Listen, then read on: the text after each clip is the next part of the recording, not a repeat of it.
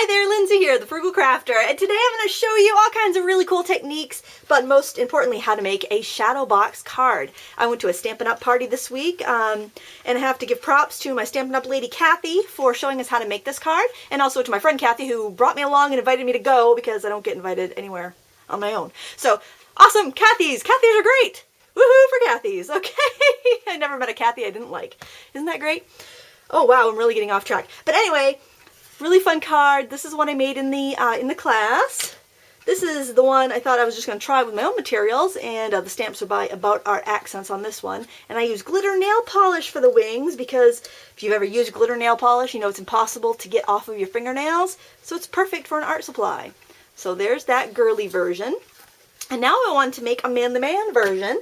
So I came up with this, and today I'm going to show you how to do this, also how to make this really cool 3D pine cone embellishment, and this little tassel with no fancy schmancy equipment.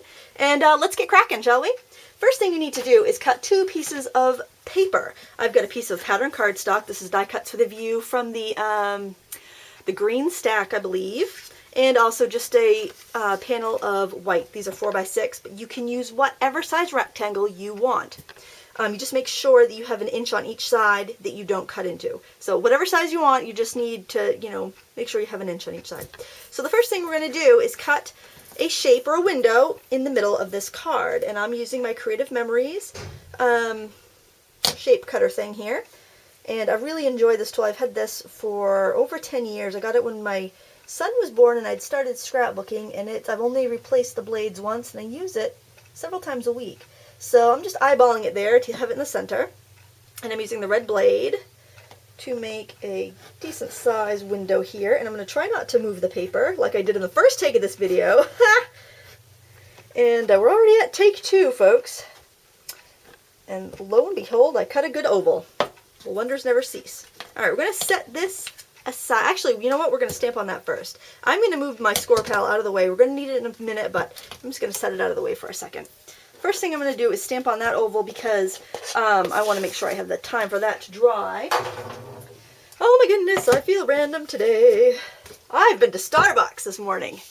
I got myself a coffee. Actually, a soy latte. I'm using chocolate chip ink by Stampin' Up! It is waterproof, as it so happens. I had to test that out before this video, so I didn't make a fool of myself any more than usual anyway.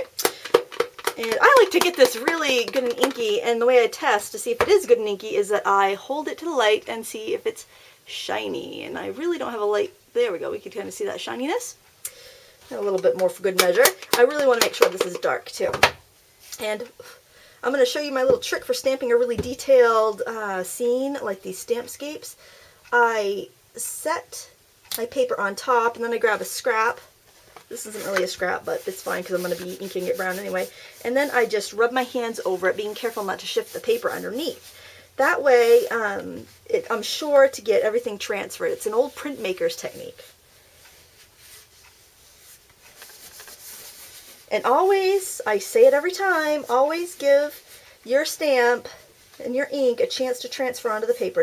There's no Speedy Gonzales stamping here. Alright, so we're going to lift it up, and we've got a lovely stamped image. Okay, set this aside to dry. Easy peasy, right? So far, you with me? This is the front of the stamp, by the way. Stampscapes, lovely, lovely. They offer unmounted stamps now, which is kind of cool. Alright, now to the scoring. Oh, wait, no. Now, we're going to do some more stamping. Oh, boy, I should have practiced this. I love high definition, though. I'm just kind of, putting up on YouTube how it happens. Alright, I'm not sure if this stamp is really going to stick to this block very well. I'm going to try to get it to stick on there good. This is a piece of fun foam that I hooked to some cling cushion, and I heated it with a heat gun, and I pressed some window screen in it so I have this screeny texture. When I went to a stamp show last spring, that doesn't want to stay on there. When I went to a stamp show last spring, they showed us how to layer different backgrounds. It was the Impression Obsession booth where I bought that curve, and I just thought, wow, that's a really cool idea. She made these gorgeous pattern papers just out of layering background stamps. So here I'm using a mustard color ink, and I'm inking up this background, and I'm just going to leave it there and press it onto the stamp, and grab this scrap again.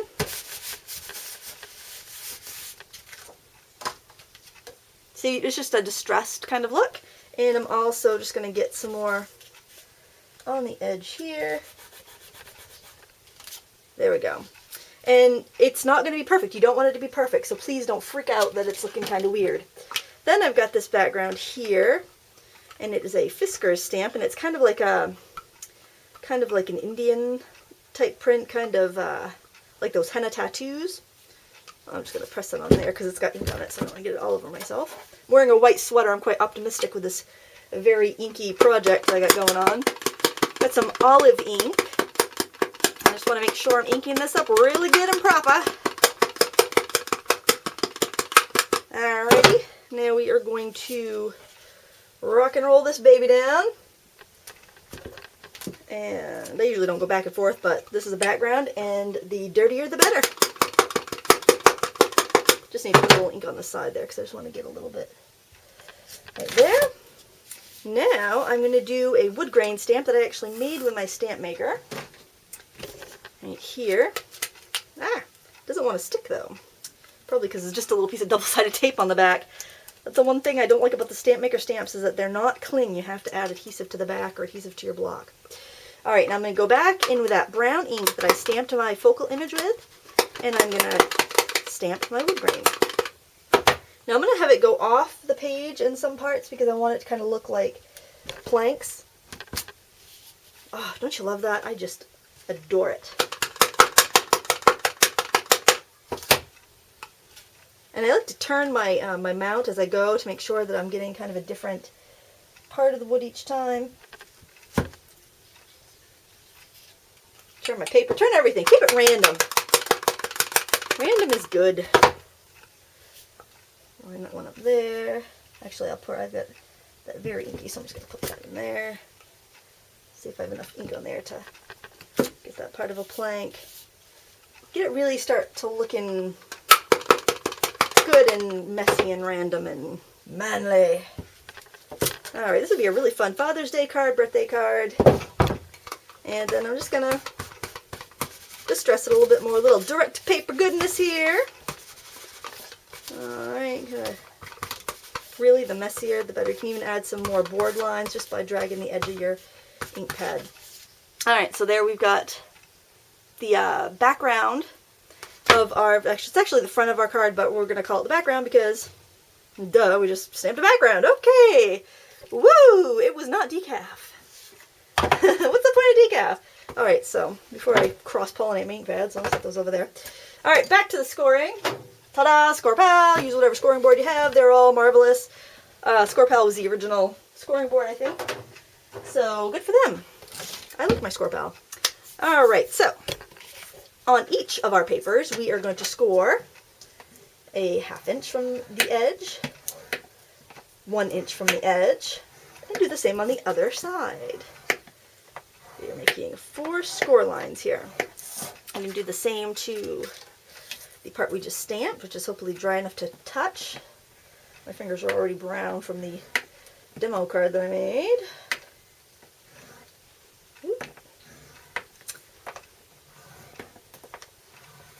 Alrighty. Put your little tool there so you don't lose it. I've already lost one. I have no idea where it ended up.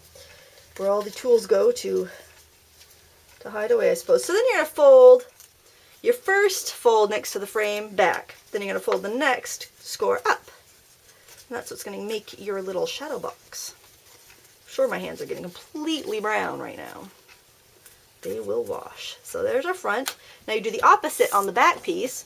You fold the inner part up and the outer part back, like yay so, just like that. Alright, and then want to glue those together with some hot glue, or you can use whatever adhesive you prefer. And it appears that the back of my card's a little bit long in the front of my card, but I can just fix that with a paper trimmer later. I'm not going to worry about it. Don't worry about it, it's just a piece of paper. Let's see if I'm cool enough to get these stuck down before my glue dries. I don't know if I am. I'm going to try it though. I'll line it up on the bottom and I'll just trim off the stuff at the top in a bit, after the video probably. Alright, so there we go. You could use like some score tape or tacky tape or whatever you have. Just make sure it's a nice strong glue because you don't want this to fall apart. Alright, so there we go. There we have that. Alright, we're done with the scoring, so I can put that scoreboard away. Bye-bye, scoreboard. And we're going to do some coloring. Oh boy. Alright, and I'm going to zoom in so you can see my fantastic coloring. Oh, wait. Before I zoom in, let me show you this. I got asked a few times about this, so I thought I would share it with you today. So this is my little blending thingy-majig, and it is obviously a clothespin with some foam on the top. So people had asked me how I did it, so got these doll pins at the dollar store a few years ago. Haven't seen them since, so you're going to have to pay big bucks at the craft store. Take a little bit of cotton ball, put it on the tip of the doll pin. Take a piece of fun foam and cut it in this crazy X shape. I spread it out there so you can see. Crazy X shape. Put that on the top. Bend the little legs down. Put a rubber band around. Get it on there good. And voila! Really awesome blending tool that cost you very little. See? There you go. You could probably do it on a dowel. Get some dowels cut short if you didn't want to fork out the $3 for a package of doll pins. Alright, now I will zoom in. Dig my fancy camera skills. We're editing on the fly. Hey! There we go. Look at that. Ha, it's like a polka. Ha! The polka editing song. I will try to keep it in frame. I'm going to do my colors a little bit different this time. I'm going to use 3 gel sticks. They're not the gelatos. These are the gel stick ones, actually. Faber-Castell. And I'm going to color this little landscape. And I found with the Stampscapes, it seems like less is more with them. I'm doing a little bit of yellow in the water here, at the top of the water, and also at the bottom of the horizon. I'm avoiding the rocks, but I'm going right over the trees. A little bit of orange here. And I'm going to pull the orange all the way up in the sky, all the way down in the water, and a little bit of red. The red's strong and it's not going to blend as well as the others, so just use a light touch, but try to make sure you don't have any white paper there in the water or the sky. All right, I think I want a little bit more yellow. I like yellow. All right. And if I do get a little messy on the gelato, woo, where's the camera? There it is. Just scribble it out on a scrap and it will go away. I'm going to spray it with a little bit of water.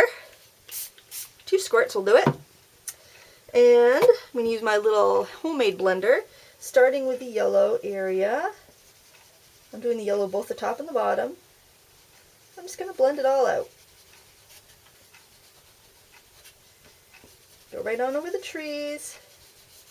This is going to give us more of a sunset look, and since the trees are stamped in a dark brown, they're going to look silhouetted just like they would in nature. Less is more with the Stampscapes. Remember that, folks. Alright, now if I feel like I didn't quite get in close enough around some of those trees, I can use a blender pen or a little damp paintbrush or a Q-tip, pointed Q-tip works really good, and I can just go in there and smudge a little bit of that gel stick up where it needs to be. But don't fuss with it. Really, less is more with this. Alright, I'll move my scrap paper so you can see that. Okay. Oop. There we go. So that's just going to sit and dry for a few moments. It won't take too long, and we're zooming out. Whoa, we're zooming in. We're going to zoom out. There we go. Okay. So I'm going to set that aside to dry along with our stuff we already folded. And we're going to make a pine cone.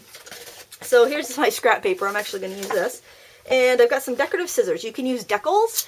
This is the pattern I have here. It's just kind of like a ripply, just ripply bumps kind of. And you want to cut a circle that's about 3 inches across in diameter. It can be ovalish. It doesn't have to be a perfect circle, so don't worry if it's not coming out too perfect. You don't even have to worry that your stuff repeats, your pattern repeats. You just need to cut it. And then you're going to cut that into a spiral. Just like we did with our English roses we made the other day. Alright, and you want to make sure you have a bottle of tacky glue or your hot glue gun at the ready on the low temperature setting so you don't burn your hands off. I had to get it in there. I had to get it burn your hands off in there, didn't I? Alright, I'm silly today. Okay, so we're going to start just like we would with our English roses. We're going to start on the end. I'll bring it up here. Yeah, you can see that. And we're just going to start rolling it. But the difference being, we're going to kind of, the ends of these are not going to end in the same spot. We're going to kind of stretch it out as we go. So after you get a couple rolls in there, just put a dab of hot glue on there.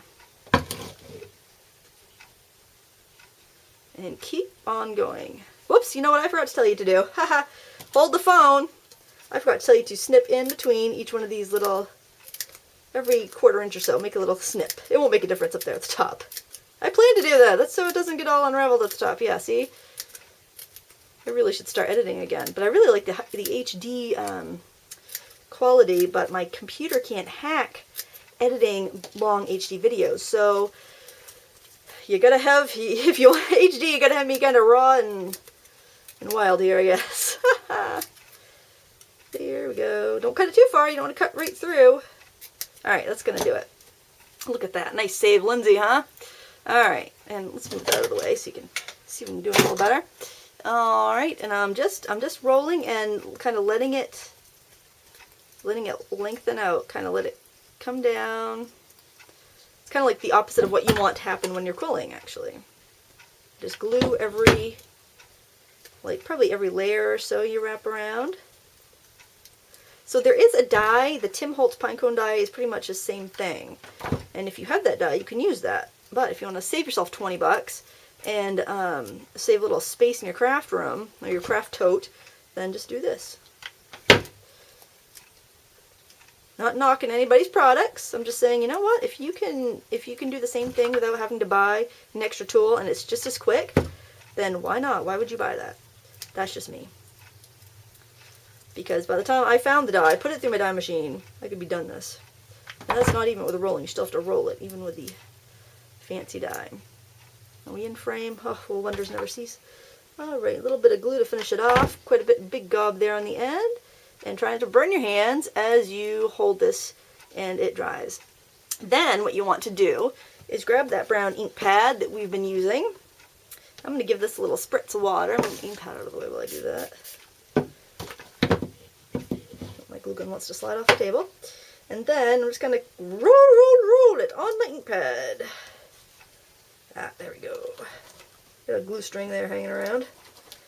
Get that off my ink pad. I don't want the glue string on the ink pad. So that gives me kind of a little definition on my petals. Can you see that? I think you can. I think you can see that.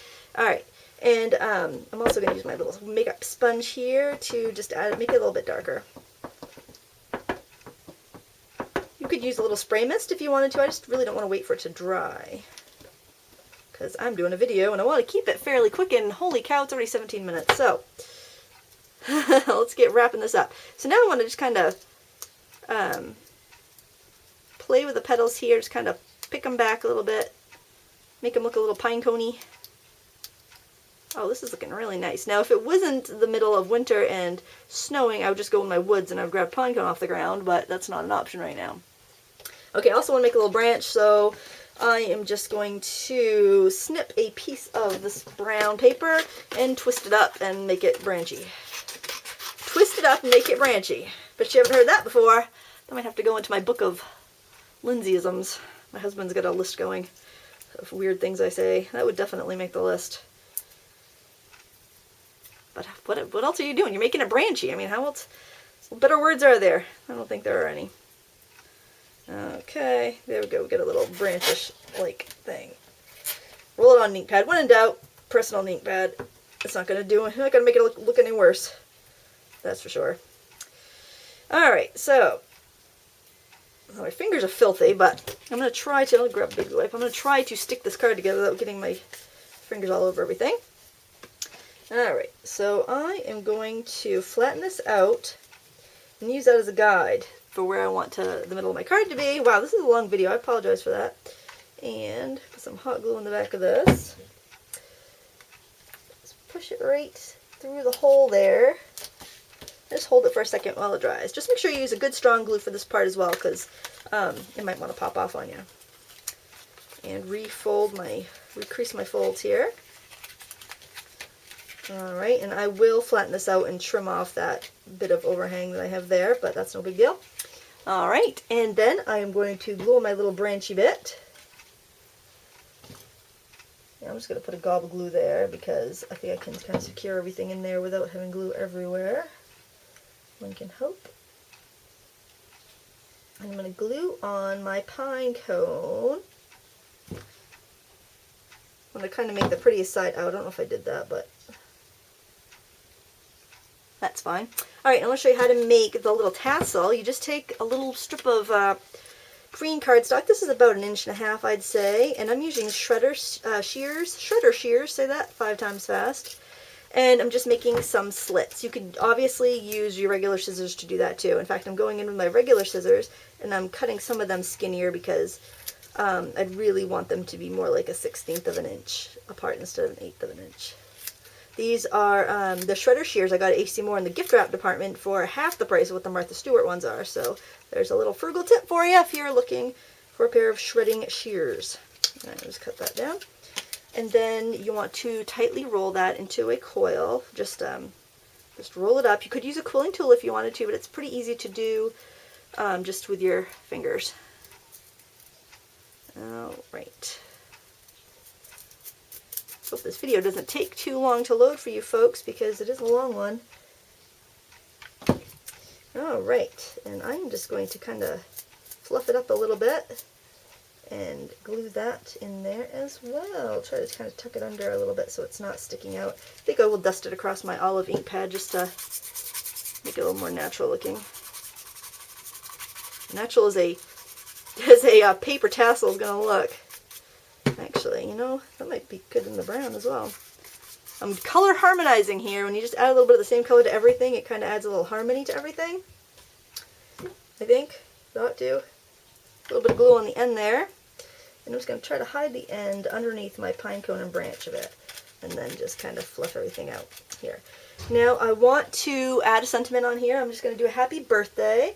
Let's see if I can still find my, here we go. There's my little brackety thing that I punched. My friend got a bunch of punches. And so what I like to do is, like, when we all get together, just punch each other's punches out of white and cream cardstock, and then it's like we all have more bang for our buck as far as supplies goes. And then you can see if you'd really like to have that punch. If you've used like them all up, if you punched 50 and used them all up, then yeah, that punch would probably be a pretty good investment. And I'm going to ink the edges, but since I already used brown to stamp it, I think I want to ink it in green. I'll just use this tool here because this will work as well. It won't be as soft of a look because the foam is harder than the makeup wedge, but it will look pretty good. This tip came from a greeting card book that I had read at one point, and she called it The Poor Man's Airbrush, and I wish I could remember the name of that book. It was Greeting Cards in Watercolor or something. It was really great. It was really a fun book, but actually I did get a pretty good blend there. And that's going to go right there. I'm just going to put a little bit of glue on my card so I don't end up having it leaking behind. And then just line that up. And I'm going to let it hang over the edge. So, there we go. Our card is complete. 23 minutes and 18 seconds later. Woohoo! Thank you so much for watching. If you have any questions, please just leave a comment on my blog or on this video and I will get back to you. Till next time, happy crafting.